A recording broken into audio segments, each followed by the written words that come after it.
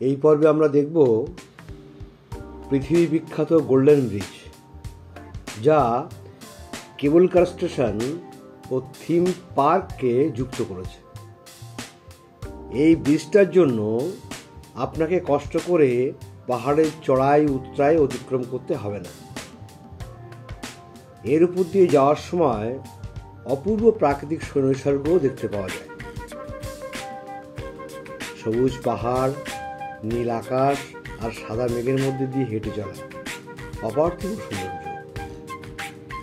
এই ব্রিজটি দুটি দানবীয় হাতের উপর অবস্থান করছে, যা মূলত ফাইবার গ্লাস এবং লোহার তার দিয়ে তৈরি, কিন্তু দেখলে মনে হয় যেন সিমেন্ট পাথর দিয়ে বানানো। এটি লম্বায় 490 ফুট এবং চওড়া 16 ফুট। স্টিলের উপর গোল্ড পেইন্ট করা, প্রায় 4500 ফুট উঁচুতে শুধু দুটো হাতের উপরে ব্রিজটি তৈরি করা হয়েছে, যা থিয়েন থাই গার্ডেনের সঙ্গে যুক্ত হয়েছে। আমরা এখন চলেছি থিয়েন থাই গার্ডেনের দিকে। এটিকে গার্ডেন না বলে স্বর্গোদ্যান বলা ভালো। পরিষ্কার পরিচ্ছন্ন রাস্তার দুধারে রং বেরঙের ফুলের শোভা, বাগানের প্রতি কোনায় কোনায় এক মায়াবী জাদু ঘিরে রয়েছে। নীল সাদা আকাশ, দূষণহীন বায়ু এবং বাগানে লুকিয়ে থাকা স্পিকারে ভেসে আসা শ্রুতিনন্দন সঙ্গীত সব মিলিয়ে এক স্বর্গীয় অনুভূতি এনে দেয়। 9টি ভিন্ন শৈলীতে তৈরি করা 9টি ছোট বাগান সহ শত শত প্রস্ফুটিত ফুলের স্বর্গ। গ্রিক দেবতাদের গল্পের সাথে যুক্ত একটি পৌরাণিক উদ্যানও রয়েছে, যেখানে বিভিন্ন গ্রিক মূর্তি সুন্দরভাবে সাজানো। এক নৈসর্গিক অনুভূতি।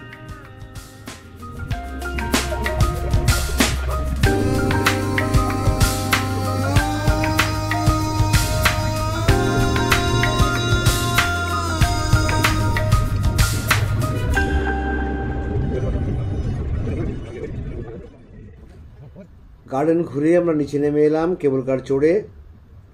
এরপর আমরা যাব হ্যানয়। হ্যানয় এয়ারপোর্টে নেমে আমরা চলেছি সাপার উদ্দেশ্যে। সাপা হলো ভিয়েতনামের নর্থ ওয়েস্টে অবস্থিত একটি শৈল শহর। এই শহরটিকে বলা হয় টাউন ইন ক্লাউডস, মেঘের মধ্যে থাকা একটা শহর। এই শৈল শহরটি হ্যানয় থেকে 314 কিলোমিটার দূরে। গাড়িতে প্রায় 5-6 ঘন্টা লাগে। হাইওয়ে রাস্তাটি খুব সুন্দর। আমরা চলেছি এখন হাইওয়ের উপর দিয়ে, কোনো জ্যামজট নেই।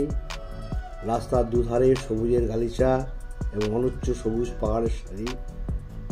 নীল সাদা মেঘের নিচে সবুজে ঘেরা রাস্তায় চলার অনুভূতি শুধু অনুভব করা যায়। খুব সুন্দর অভিজ্ঞতা।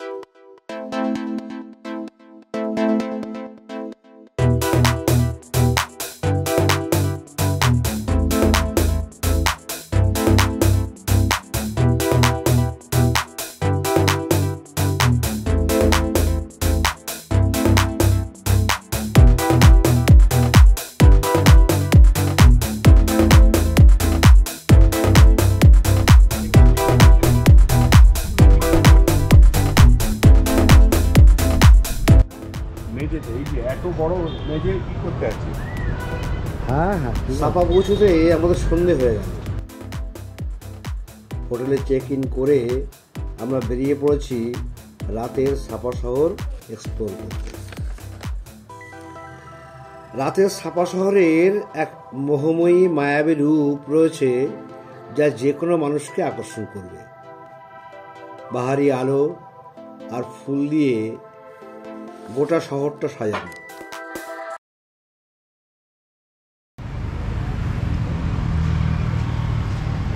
কি আছে বলছো?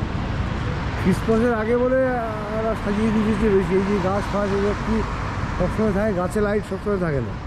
এগুলো যেহেতু ক্রিসমাস আসছে ওই জন্যে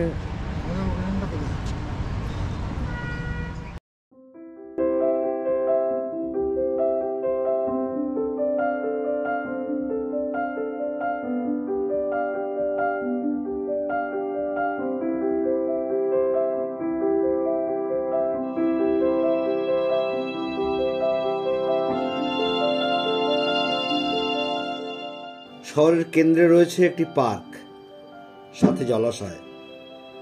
জলাশয়টিতে আলোর মালা এবং ফোয়ারা দিয়ে এত সুন্দর সাজিয়েছে যা দেখতে খুবই ভালো লাগে।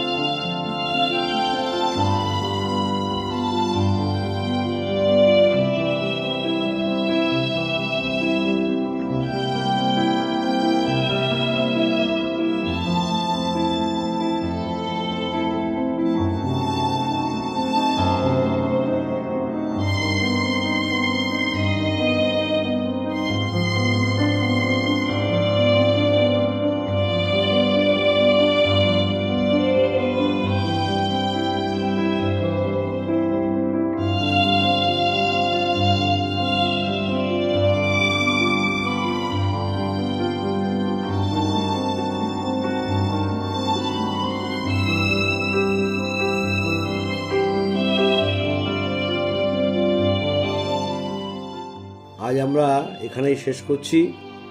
আগামী পর্বে আমরা দেখব এখানকার ট্রাইবাল ভিলেজ ক্যাটক্যাট এবং ফ্যান্সি পান।